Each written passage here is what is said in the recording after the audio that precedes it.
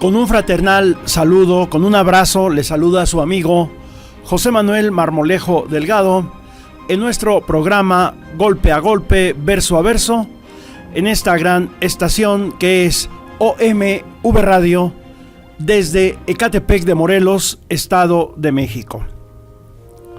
Vamos a darle continuidad a la temática que hemos desarrollado en nuestros programas, en nuestras anteriores emisiones, sobre la guerra cristera, reiteramos, dentro del marco del Maximato.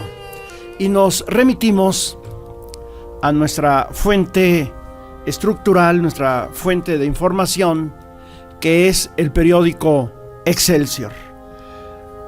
En este caso es el periódico Excelsior número 3623 del jueves 17 de febrero de 1927, que en su segunda sección, en la página 3, publica esta nota: persecución de rebeldes en el Estado de México.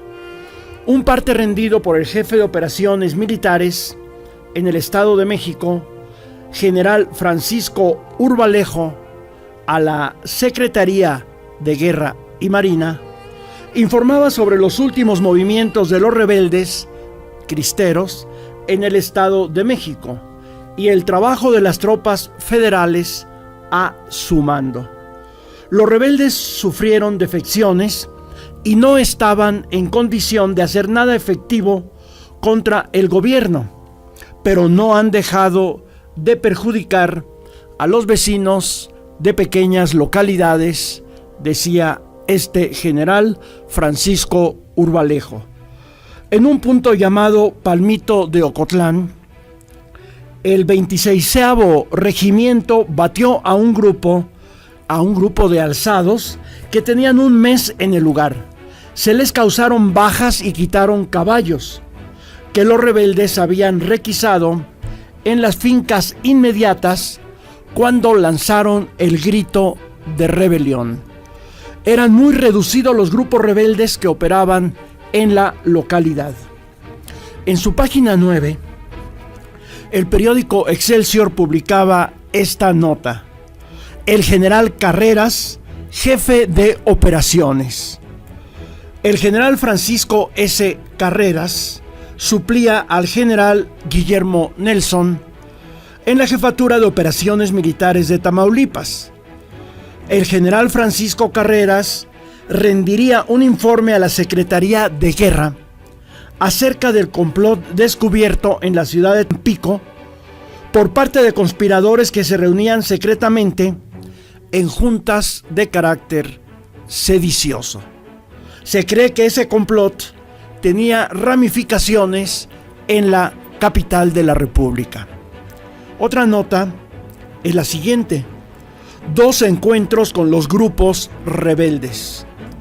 En Guanajuato hubo un encuentro con los rebeldes con resultado de 7 muertos y en Michoacán con 5. La nota aclaraba que en realidad en Michoacán no habían aparecido grupos rebeldes, pero que en fechas recientes merodeaba por el estado una gavilla de 14 hombres que se dedicaban a robar en pequeños poblados y a asaltar en los caminos. El teniente Ortiz atacó a esa gavilla, matando a 4 de sus integrantes. En Guanajuato, según informaba el general Amarillas, se efectuó un tiroteo en Puerto Blanco, distrito de Dolores, donde la gavilla dejó en el campo 7 muertos. En su página 7, Excelsior publicaba esta nota: 8 rebeldes que murieron en un combate con las tropas. La jefatura de operaciones militares del estado de Michoacán, a las órdenes del general Juan Espinosa y Córdoba, tuvo noticias de que en el Cerro de los Agustinos, cerca de Acámbaro, Guanajuato, rondaba una banda de rebeldes, por lo que se dieron órdenes al general Tranquilino Mendoza, jefe del 5º regimiento, para que saliera a abatir a los sublevados. Los destacamentos militares fueron colocados en Cieneguilla, Alcihuiche, Rincón, Temuaya y La Salitrera, para taparles todas las salidas a los rebeldes. Las tropas al mando del teniente coronel M. Ortiz batieron a los sublevados, haciéndoles 8 muertos y recogiéndoles caballos ensillados, armas, parque y un estandarte de la Virgen de Guadalupe, con una inscripción que decía: División del Centro, Brigada Melgarejo y Silva. Los cabecillas Melgarejo y Silva fueron pasados por las armas no hacía mucho tiempo, y lo que quedó de ese grupo estaba compuesto solo por 14 hombres, por lo que con la pérdida de 8 integrantes quedó el grupo muy mermado. Los 7 rebeldes restantes huyeron en dispersión. Pues ahora hablaremos de un tema que es también muy importante y que fue uno de los causales de que se originara la Guerra Cristera. El tema es la educación. La Iglesia pretendía que continuara la educación religiosa en todas las escuelas, pero la Constitución proclamaba la educación laica. El largo periodo del Porfiriato dejó en México una grave crisis educativa que se expresaba en altísimos porcentajes de analfabetismo que llegaban más allá del 80% de la población. Ante este panorama surgieron diversos proyectos educativos encaminados a abatir tan lamentable situación.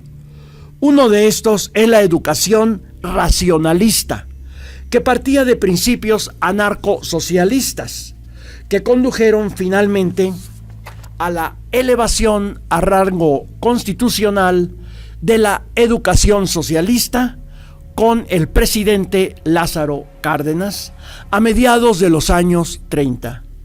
Uno de los grandes desacuerdos de la Iglesia Católica con la Reforma y con la Ley Calles fue la promulgación de la educación laica y la prohibición de que el clero participara en la educación.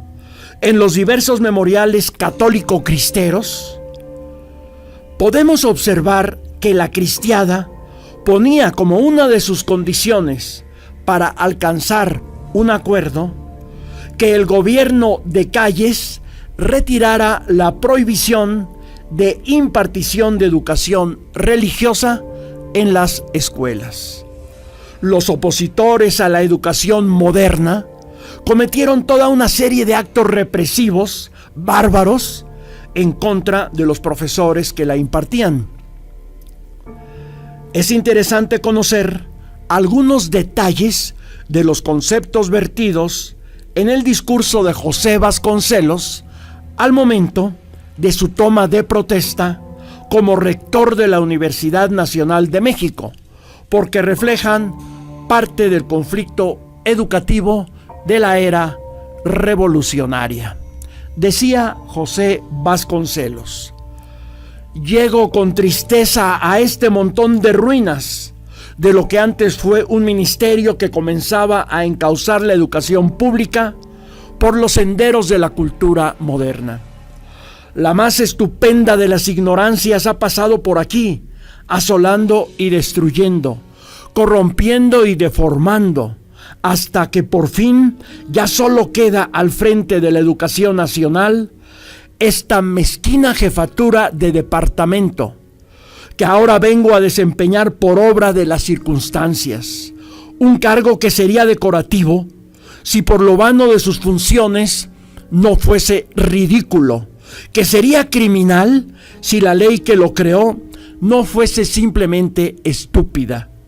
Doloroso tiene que resultar para toda alma activa venir a vigilar la marcha pausada y rutinaria de 3 o 4 escuelas profesionales y quitar la telaraña de los monumentos del pasado, funciones a que ha sido reducida nuestra institución por una ley y que debe de calificarse de verdadera calamidad pública. En ese tenor era el discurso del rector de la Universidad Nacional de México, José Vasconcelos, en 1920.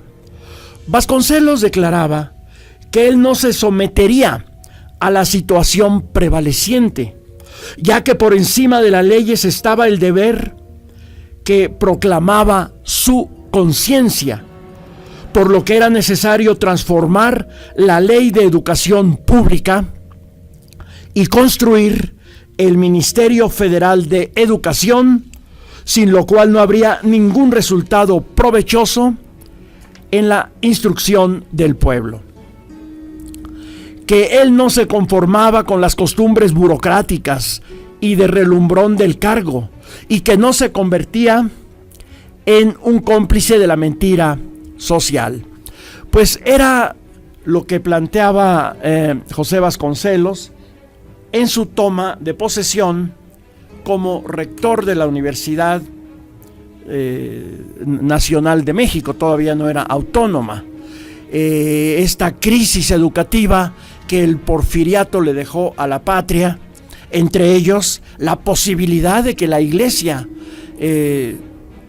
tuviera una injerencia total en la educación pública, situación que el gobierno revolucionario trataba de impedir, generándose con ello uno de los motivos que desataron la Guerra Cristera. Pero de estos temas continuaremos hablando en nuestra siguiente emisión de Golpe a Golpe, Verso a Verso, en esta gran estación que es OMV Radio desde Ecatepec de Morelos, Estado de México. Se despide de ustedes su amigo José Manuel Marmolejo Delgado. Gracias por su atención.